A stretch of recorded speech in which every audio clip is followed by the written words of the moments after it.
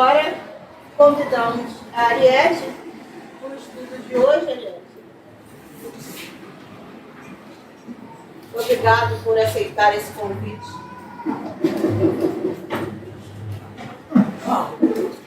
Boa tarde. Boa tarde. Que a paz do Mestre Jesus possa continuar nos abençoando, nos envolvendo. Possamos ter uma tarde de muito aprendizado. Queremos agradecer pela oportunidade de trabalho que é nos dada, principalmente para falar desse Frei. E aqueles que não conhecem a vida dele, eu faço um convite, pesquisam e vai valer a pena, tá? Frei Fabiano de Cristo, que foi assim um grande homem, ajudou muito, fez muita caridade e a vida dele é muito linda, muito rica. E eu tenho certeza que depois que vocês estudarem a vida de Fabiano de Cristo, tomar conhecimento da vida dele, vocês vão fazer igual a mim. Eu faço, né? Estou sempre pedindo a ele, não paro de pedir. Então vocês vão ver que vai ser mais um para vocês pedirem e tenho certeza que ele atende. Bom, Fabiano de Cristo, esse aqui, tá? Esse velhinho, carequinha aqui, bonitinho, lindo. E já, né? Emite assim uma singeleza, um amor, uma doçura, né? Então ele era conhecido como o peregrino da caridade e também pai dos pobres. Então, por esses os apelidos que ele tinha, né? A gente vai ver que ele foi um grande homem. Peregrino, o que quer dizer peregrino? Pessoa que anda por lugares vários e distantes. E João Barbosa, era o nome dele, né? Ele nasceu em Soengas, uma aldeia em Portugal. Família pobre, eram 5 meninas, só ele de menino. Ele aprendeu a ler e a escrever com o padre, que ia à aldeia de tempo em tempo, não ia sempre, ia lá uma vez no mês, vamos colocar assim, para rezar uma missa lá na aldeia onde ele morava. E o padre, um menino que tinha muita vontade de aprender a ler e escrever, aqueles momentos que o padre estava ali, ensinava a ele e deixava muitos exercícios para ele fazer. Que quando o padre regressava, o padre corrigia aquilo tudo e continuava os seus ensinamentos aí. E depois de certo tempo, o padre deixou que ele limpasse a igreja e cuidasse dos livros da igreja. Então aquilo para ele foi uma bênção. Como hoje tem muita gente que corre de livro, né? Para ele não, foi uma bênção, porque ali ele aprendeu a ler muito, ele exercitou muita leitura e ele gostava muito de ler. Mas bem jovem ele precisou deixar a aldeia que ele morava, Soengas, porque ele precisava ajudar a família dele. Então ele veio para o Porto, em Portugal, trabalhar no Porto como apontador. E o que ele ganhava ali no Porto, ele mandava metade para a família, gastava o necessário, ele um jovem, gastava o necessário e o resto ele guardava. E lá no Porto, com aquele muito movimento daqueles navios, né, ele ouvia muito falar do Brasil, das riquezas do Brasil, do ouro que tinha nesse país. E aquilo chamou a atenção dele. Depois de um certo tempo, ele está trabalhando no Porto, ele conversa com mais 2 amigos e eles resolvem vir para o Brasil, trazendo algumas mercadorias para venderem aqui. E um parente dele ficou lá no Porto para quando eles precisassem das mercadorias, esse parente enviar. E ele chega ao Brasil com os seus 2 amigos, fazem aquela sociedade, né? Os 3 vieram com a intenção realmente de trabalhar. 3 jovens, e quando ele chega aqui, ele não fica na cidade do Rio de Janeiro, ele vai para Paraty, que lá tinha um porto com muito movimento. Então, ele se dirige com os 2 amigos para Paraty. E lá começa a vida de João Barbosa em Paraty. Dizem que Paraty é uma cidade muito bonita, né? Pelo que eu já li da vida de Fabiano de Cristo, eu acho que deve ser, não sei, na minha cabeça, que eu vou lendo, vou estudando, eu vou imaginando como se eu estivesse no local. Então eu acho que é um local assim, pelo menos naquela época, 1600 e pouco, um local bem tranquilo, um mar bem calmo, porque ele gostava muito de meditar à beira da praia. Então acho que é uma coisa assim, muito tranquila. Eu acho, não sei. E o que ele recebia de Portugal, a mercadoria que ele recebia de Portugal, era trocado por ouro ou pepitas em Minas Gerais. Quer dizer, ele de Paraty, eles seguiam para Minas. Ele era tropeiro. O que é tropeiro, gente? Eu fui buscar tropeiro. Condutor de mulas de carga. Ele e os amigos, né? Fazia um de cada vez, eles botavam aquelas mercadorias na mula, eles seguiam pela mata de Paraty a Minas Gerais. Que lá em Minas Gerais que tinham as faisqueiras. Eu vou dizer depois o que é faisqueira. Tinham as faisqueiras onde eles trocavam a mercadoria. E essas viagens duravam mais ou menos 2 meses. Eles iam puxando a mulazinha, né, pela mata. Ele tinha um índio, um senhor, um velho índio, que o conduzia, fez muita amizade com ele e ensinava os caminhos a ele pelas matas. Imagine que sacrifício, né? Aí depois diz, a pessoa enriqueceu, não caiu do céu, não, ele ralou mesmo. Então, cada viagem levava cerca de 2 meses, né? E o que eram as faisqueiras? Eram pequenas minas de ouro. Mas as faisqueiras, eu vou ler aqui, o que João Barbosa presenciava das faisqueiras. Ele não gostava, ele fazia esse trabalho, mas ele não se sentia feliz. Nas faisqueiras, João presenciava as maiores agressões. Eram escravos e índios que, presos em correntes, como feras, mal alimentados, eram obrigados a trabalhar, mesmo doentes. Dormiam ali mesmo, entre as correntes, mesmo que tivesse chovendo. E às vezes a gente ainda escuta, se passaram tantos anos e a gente ainda escuta algum noticiário sobre isso, que ainda existe local que fazem isso, né? Então eles faziam isso com os dedos, os escravos e com os índios. Esses escravos e índios tinham os corpos marcados pelo ferro em brasa ou outros instrumentos de tortura. Muitos morriam, não aguentavam, né? O que passava, morriam e os seus companheiros eram obrigados a jogar os seus corpos ribanceira abaixo. Ele morreu, então vocês vão pegar e jogar o corpo dele lá embaixo, para serem comidos pelos urubus. Porque os donos das faisqueiras diziam que os escravos e os índios não tinham almas, então não eram seres humanos. Não precisavam ser tratados como não eram seres humanos. Então, e aquilo me incomodava muito o João Barbosa. E ele tinha horror das faisqueiras, mas ele precisava trabalhar, né?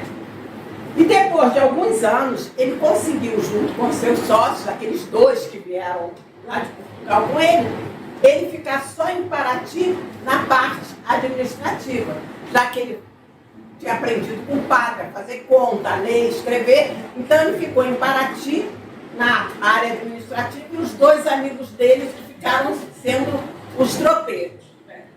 E João Barbosa, então, ele em Paraty, ele era muito querido, porque ele era um homem muito caridoso, um homem muito bom, um homem que ajudava todo mundo, né? Ele já estava com uma situação boa, mas tudo que ele ganhava, ele sempre mandava dinheiro para os pais. Ele veio para cá com o objetivo de ajudar os pais, né? Então ele mandava para os pais e ficava com uma parte. E ele, com essa parte, ele também ajudava as outras pessoas. Ele gostava de, pela manhã, ficar à beira da praia meditando. Então, toda manhã ele sentava na areia e ficava meditando sobre a vida dele. E ele começou a sentir uma voz, parecia que vinha de dentro dele, que falava com ele, e ele começou a achar que ele estava ficando maluco. Ouvindo voz? O que será isso? Acho que eu não estou muito bem da cabeça, de tanta coisa que eu vi nas faisqueiras, acho que a minha cabeça... E essa voz dizia assim: tanta degradação, tanta miséria, no meio de tanto ouro, isso não diz nada ao teu coração? E a voz cada vez incomodava mais ele. Isso não diz nada ao teu coração? Aquilo foi, né, cada vez que ele escutava aquela pergunta, até que um dia, um dos sócios dele, quando voltava dessa viagem de Minas, ele foi assaltado e morto. Levaram todo o ouro que ele tinha conseguido e ainda mataram ele. Então aquilo foi, sabe, uma coisa muito forte para João Barbosa, porque ele sentiu muito a morte daquele amigo.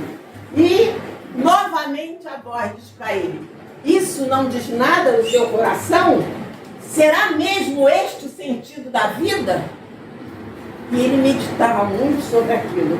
E anos depois ele precisou vir ao Rio de Janeiro pegar mercadoria, porque a mercadoria que chegou não iam levar até Paraty. E ele veio ao Rio. E chegou aqui na cidade do Rio de Janeiro, ficou encantado com a cidade maravilhosa. E ele começou a andar pela cidade, e quando ele viu, ele estava no convento de Santo Antônio. E ele entra no convento de Santo Antônio, e lá encontra 2 freis, e começa a conversar com os freis. E no meio da conversa, quando ele deu por si, ele já tinha dito para os freis que gostaria de ficar no convento. Aí os freis dizem para ele que ele não pode tomar decisão, né, porque o superior não estava lá, e que não podia ser assim, ele chegar e dizer que ia ficar no convento, né? E ele então, no dia seguinte, ele volta para Paraty, mas já de uma maneira diferente. Ele chegando em Paraty, ele chama os seus sócios e diz: olha, eu não quero mais sociedade, eu vou viver outra vida. Porque ele era muito rico, ele tinha tudo, tinha muito ouro, mas ele não era feliz. Ele sentia um vazio dentro dele. Quantas pessoas hoje em dia são assim, né? Tem tanto dinheiro, mas tem momentos, quando vem a doença, o dinheiro muitas vezes não compra o que ele está precisando naquele momento. Então, ele resolve, eles vendem tudo, acabam com a sociedade, ele manda uma parte do dinheiro dele para os pais, outra parte ele divide para o convento de Santo Antônio, para o convento de Angra dos Reis, e muita coisa ele dá para os pobres, ajuda muita gente. E ele então vai ao convento de Angra dos Reis e conversa com o responsável de lá, que ele queria iniciar no convento, e o responsável diz que ele precisava de votos de pobreza, ele já tinha, porque já tinha feito tudo, de castidade e de obediência. E depois que iam fazer uma sindicância. Depois, quando chamam ele, diz que ele precisa ficar 3 dias completamente isolado. Ele fica numa sala, tem a descrição da sala, mas não vou falar o local que ele fica, porque o tempo senão não vai dar. E nesses 3 dias que ele fica ali, o tempo passa e ele nem sente. Ele não come, ele não bebe, ele não tem vontade, ele fica só meditando. Até que ele começa a perceber, naquele lugar diferente, um verde muito lindo. Naquela sala que ele estava, uma sala muito pobre, mas de repente ele começa a ver um verde muito lindo, uma espécie de fumaça bem clarinha e uma luz muito intensa. Alguém que vem ao seu encontro. Uma figura singela, com muita luz, com um sorriso de amor e com uma roupa de franciscano. Imagine quem seja. E João, naquele momento, chora ao ver aquela figura. E Francisco de Assis estende os braços e diz: em teus braços recolherás os que choram e clamam por misericórdia. e a tua bandeira terá uma única palavra: caridade. E um ano depois é realizada a cerimônia, né, da consagração, e ali ele recebe o nome de Fabiano de Cristo. Aí, a partir daquele momento, ele passa a ser Fabiano de Cristo. E no momento que ele recebe a consagração, o superior diz para ele: não terá mais quem te sirva e nem alguém que te obedeça a ordens, porque deverás ser um servo de todos. Agora, ao invés de ser servido, você que vai ser servido a partir desse momento. E ele diz: eu serei o último dos servos. Tempos depois, ele é transferido para o convento de Santo Antônio. Ele veio para o convento de Santo Antônio. Aqui já conheciam a fama dele de ser uma pessoa muito boa, muito querida, lá no convento de Angra dos Reis. E ele aqui dá a posição para ele de porteiro. Ele vai ser porteiro, porque lá em Angra dos Reis, ele começou a trabalhar nos serviços gerais, né? E depois o porteiro se afastou, ficou doente, ele foi ser porteiro. E aqui, então, ele já foi logo ser porteiro. E ali, na portaria do convento, ele atendia muito aqueles escravos, né, que passavam por ali, muitos machucados, muitos com sede, e ele dava água a todos eles, saciava a sede de todos eles, dava uma palavra de carinho, uma palavra de conforto. Começou, nesse momento, a incomodar os outros freis, e começaram a criar casos com ele, porque ele estava gastando muita água, dando água para aqueles escravos. E o que ele faz? Um homem decidido, arregaça as mangas e cava um poço, para ele poder tirar a água do poço que ele cavou e dá. E ele faz isso. E ele faz um poço e continua distribuindo as suas águas, né? Ele sempre procurava ajudar ao próximo. Aí, quando viram que ele ajudava, interessante, além da água, aqueles escravos que apareciam muito feridos, lembra aquele índio que eu falei dele? Ele trouxe o índio foi com ele para o convento de Angra dos Reis, e quando ele veio para o Rio, ele trouxe o índio e arrumou um trabalho no porto do índio. E o índio tinha ensinado a ele a trabalhar muito com ervas. Então ele fazia aquelas ervas, né, que ele tinha a hortinha dele, e ele fazia e passava nos ferimentos dos escravos. Então os superiores do convento acharam melhor ele trabalhar na enfermaria, né? Ele poderia ajudar mais na enfermaria. Então Fabiano de Cristo passa a trabalhar na enfermaria do convento de Santo Antônio. E lá no convento tinha a distribuição das bolsas. Eu lembrei muito do trabalho do Alberto, de sábado. Lá tinha a distribuição das bolsas de alimento. Mas as pessoas que recebiam as bolsas de alimento, quando o dia de receber a bolsa, chegavam lá, ele não estava mais na portaria, ele já estava na enfermaria. Aí perguntavam, antes até de receber a bolsa, perguntavam por ele: cadê Frei Fabiano? Eu quero converter. E queriam falar com o Frei Fabiano. Aí, essas coisas sempre incomodam, né? Sempre tem aqueles que o responsável pela distribuição das bolsas se sentiu muito incomodado com aquilo. As pessoas só queriam falar com o Frei Fabiano, em vez de vir aqui pegar a bolsa e ir embora. Aí ele vai e faz queixa superior, que estava atrapalhando. O Frei Fabiano estava atrapalhando o trabalho dele, porque as pessoas queriam falar com o Frei Fabiano. O superior vai conversar com o Fabiano de Cristo, e o Fabiano de Cristo diz para ele que eles iam lá em busca não só do alimento material, aquelas pessoas que iam lá em busca também do pão da vida. Então eles precisavam de uma palavra de conforto. Se lhes falta alguma coisa na despensa, falta-lhes igualmente a esperança no coração. Então, gente, isso vem muito na minha cabeça, o trabalho das assistidas do cantinho. Não é só dar o alimento material, não, gente. O alimento espiritual é muito importante. Aquelas pessoas que vão receber as bolsas, elas iam em busca também do alimento espiritual que elas sempre recebiam de Fabiano de Cristo. Aí o superior ouviu, né, Fabiano de Cristo. Fabiano de Cristo nesse momento ainda fala da passagem de Jesus, da multiplicação do pão e dos peixes. Por isso eu lembrei do seu trabalho. Quem estudar vai ver. Ele fala que Jesus deu primeiro o alimento espiritual e depois distribuiu o pão e os peixes. Não deu primeiro o pão e o peixe para depois dar o alimento espiritual. Aí o responsável pelo trabalho, o superior diz para o responsável pelo trabalho: desde o pão que alimenta o corpo e desde Fabiano distribuir a todos os aflitos o pão que alimenta o espírito, assim como fazia Jesus. Olha que coisa linda, né? E como o José Inácio comentou semana passada sobre a água fluidificada, né?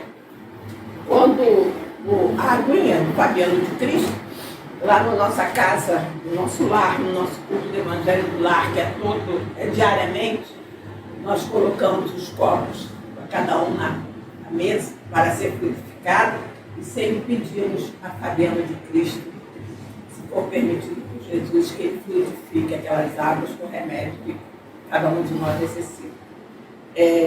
Fabiano de Cristo, quando trabalhava na enfermaria do convento, ele não era enfermeiro, não entendia de enfermagem, mas tinha o ingrediente principal, que era o amor.